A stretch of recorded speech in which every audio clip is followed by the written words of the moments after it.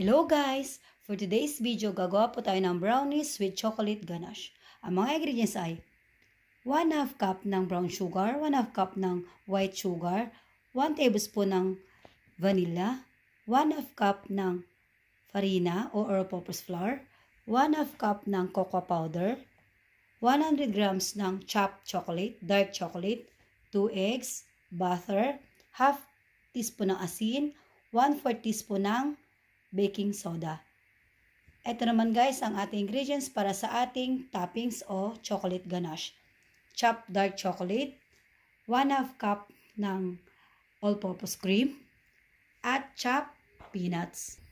First guys, tunawan natin ang ating dark chocolate at ang ating butter sa kumukulong tubig. Kagaya nito guys. Ito guys, unti-unti na siya natutunaw. Ito guys, natunaw na ating butter at ating dark chocolate. Ng ating mga sugar, ang white sugar at ang ating brown sugar.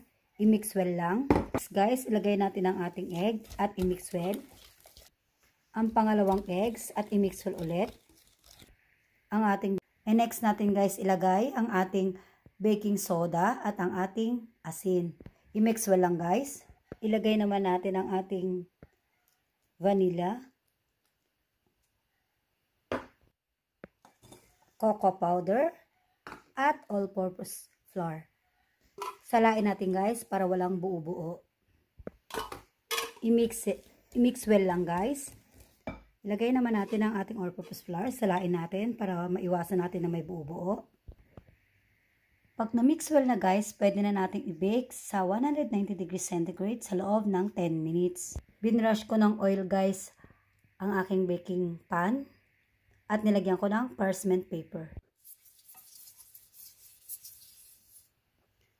Ito guys, i-bake din natin ng 10 minutes sa 190 degrees centigrade. Sa ating ganache gas, tinunaw ko ang all-purpose cream at ang ating dark chocolate. Ito guys, ready na. At after 10 minutes ng pagbe-bake guys, ito ready na ating brownies. Ilagay na natin ang ating mga toppings, ang chocolate ganache at ang crushed peanuts. Lagyan natin ng peanuts sa ibabaw. Ilagay natin sa ating chiller ng 4 hours o ref hanggang sa maset. After 4 hours guys, naset na siya sa ating mga chiller, pwede naman ating i-cut. At eto nga guys, nakat ko na ang ating brownies.